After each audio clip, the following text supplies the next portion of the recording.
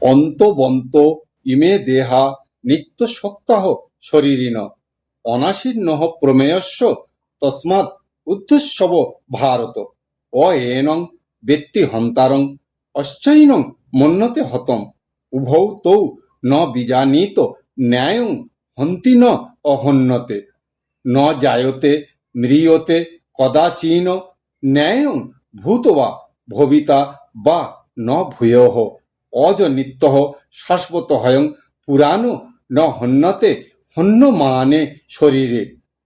শ্রী ভগবান বলিলেন, নিত্য অবিনাশী এবং অপ্রমেয় আত্মার এই স্থূল সূক্ষ্ম দেহ সকল বিনশ্বর বলিয়া উক্ত। অতএব হে ভারত, তুমি যুদ্ধ করো। এই আত্মাকে যে হন্তা মনে করে এবং যে ইহাকে হত মনে করে, তাহারা উভয়েই অনভিজ্ঞ।